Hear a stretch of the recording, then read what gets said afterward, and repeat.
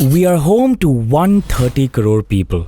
We've grown from 7 crore flyers to 18 in just 10 years, making India the fastest growing aviation market in the world.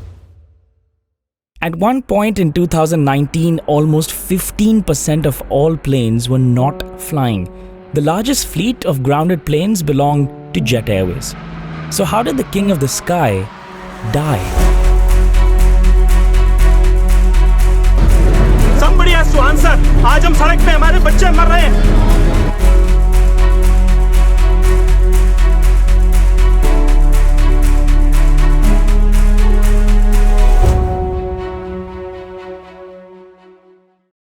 In 1991, India was liberalized and opened the economy up to foreign investment. It ended the license raj and discouraged government monopolies. The airline industry, now open to domestic passengers, started with JRD Tata's Tata Airlines. Notice how spacious the airline was. It was a full-service carrier. This airline later became state-run Air India and Indian Airlines. In 1993, Jet Air, a small travel agency, started its own airline, Jet Airways. By 2002, it was the largest airline in the country. Jet is a full-service carrier just like Air India, meaning in-flight meals, business class, economy luggage allowance, and of course, high ticket prices. Low-cost carriers, on the other hand, stick to the bare minimum but have a lower ticket price. Notice the price difference between full-service and LCCs. Low-cost carriers went from 12% market share to 59%. In 2019, it's over 76%. 2007 onwards, Jet's profitability started going down. But before we understand what went wrong with Jet here, let's understand what it takes to run a profitable airline. So, how does the airline business work?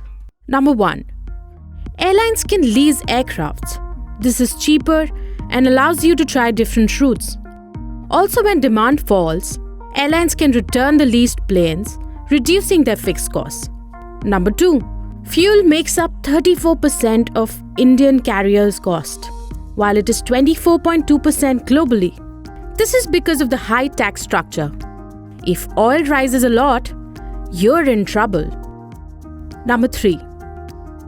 Airlines have fixed costs, 0 passengers or full. It still has fixed costs to pay. So filling seats is very, very important. The percentage of seats filled is called capacity utilization. LCCs have much higher capacity utilization than full service. In fact, Jet's capacity utilization is above average at 81.4%. So the problem was not with filling seats. This column shows Jet Airways sales after deducting fuel, salaries, and other expenses. Look at this. We can see that Jet has been profitable in the early days, so it was able to manage its fuel expenses. So why did the profit after tax fall so much? Debt. Debt is when a company borrows money to fund its business. Jet raised debt to fund 2 strategies. To compete with LCCs, it acquired Sahara Airlines and renamed it Jet Light, spending an exorbitant 2,250 crores on an airline that never seemed to make any money. It purchased 16 planes for more than 10,750 crores. That's equivalent to 17,000 crores now. Debt was not the only factor. In 2008, the financial crisis hit. Trading बंद हो जाएगी 10% पे, lower circuit लगता है. Demand fell, oil prices rose, and large debt was already there due to the Sahara takeover and buying so many planes. Ouch! Since then, the company stopped growing and didn't post a profit either. So what's next? This blueprint gives us two possibilities. The first one is that Etihad buys Jet Airways, taking on all that debt and all that competition. But Etihad also wants other investors to join in, and that's a problem. They also want banks to write off all the loans. So this possibility is not that likely. The second possibility is that Jet Airways shuts down. All the planes are sold off to different airlines and leasing companies. SpiceJet has already done this. The top 3 airlines after Jet will benefit the most, especially once those international slots are sold off.